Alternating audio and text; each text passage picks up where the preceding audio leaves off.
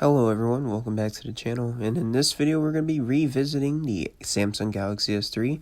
Now I know I did this review last year, but it doesn't hurt to look at the same phone again, and to tell a little bit more knowledge about it. Now again, going over this, if you're new to the channel, this is Cars and Tech here, and we do computer reviews, phone comparisons, phone reviews, and everything like that. So if you like content, feel free to stick around. And feel free to enjoy the content here. So the Samsung Galaxy S3 was released in May of 2012, making this phone going on 8 years old this May of 2020. Now this phone was released with Android Ice Cream Sandwich, which is 4.0.4, but was on the last updated software on 4.3, which is Android KitKat. Now this phone featured 16, 32, and 64 gigs of storage, with this one in the video being 16 gigs, which is the lower end model. And this phone is also serviced by Verizon, meaning it had 4G LTE service, which was pretty good at the time. As for the camera, it has an 8 megapixel rear facing camera capable of 1080p, but a front facing camera with a 1.8 megapixel front facing camera that is capable of 720. Now, this thing is pretty future-proof based on the style, even though it's plastic. But the only thing that this phone has that a lot of phones don't have nowadays is the removable back on the back. And also even expandable memory, so this phone can have its memory expanded with a micro SD card up to 64 gigs, which was pretty revolutionary at the time of 2012. Now you also got to remember that this phone became so legendary that they made even a small version of it called the Samsung Galaxy S3 Mini, which was about 0.6 inches smaller than this, making it 4.2 inches instead of this one being 4.8. Now, and speaking of display, this came with a 4.8 inch 720 by 1280p AMOLED display, which was Samsung's well-known displays at the time and are still used today as well.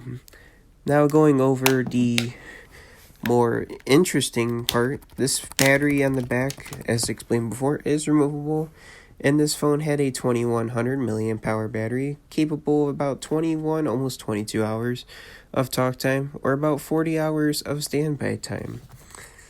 But other than that, this phone came in a variety of colors, as explained in the previous video, but I'm going to explain it in this video as well, which is Pebble Blue, Marble White, Amber Brown, which this one in the video is, Garnet Red, Sapphire Black, Titanium Gray, and LaFern, which is a purple color.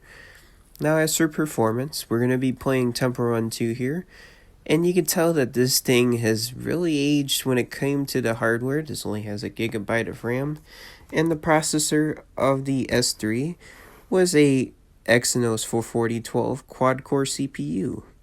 Now the GPU is an Adreno, no, not Adreno, it's a Mali 400 MP4, which was pretty good at the time, but as you can tell, that this thing is quite aged here.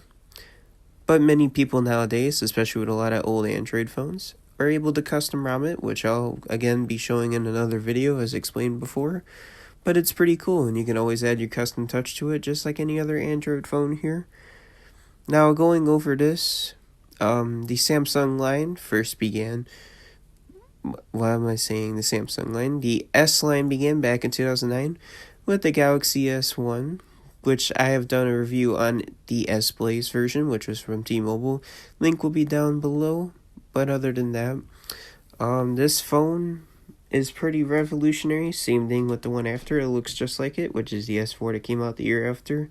And so far, the S line is part of the successful series of Samsung, other than the Note line, which featured a stylus and everything, which I'll be doing a later review on, of the Note 3 and on, once I obtain one.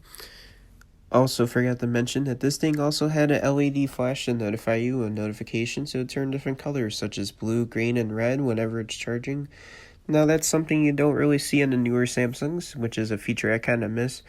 And a lot of old LGs that I used to own in the past, I used to own an LG Optimus, and the home button would actually flash many different colors. It was a Virgin mobile phone, just a bit of background as well. Now currently the S line, which is going to be the S20 coming out this upcoming March or April with the Samsung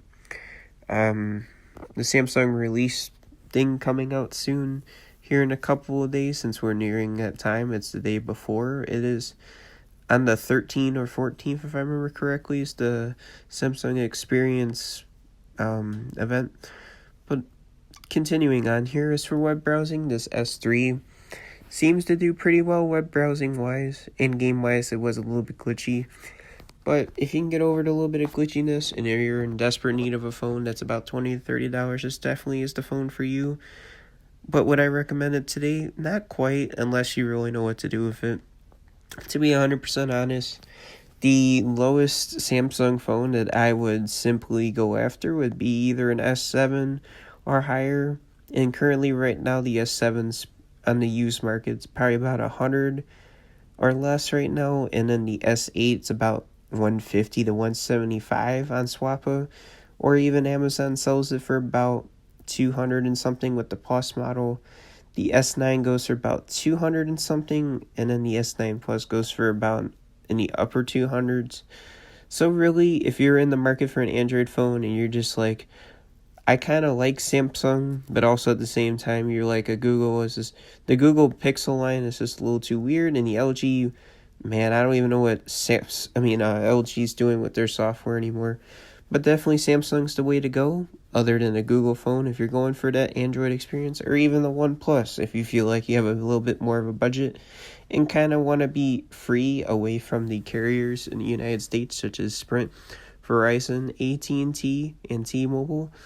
But other than that, if you enjoyed this video, feel free to slap that like button down below and feel free to sub for more content like this. But other than that, we're just going to quickly watch this little video to see how it plays. It plays in 720p at 60 frames per second.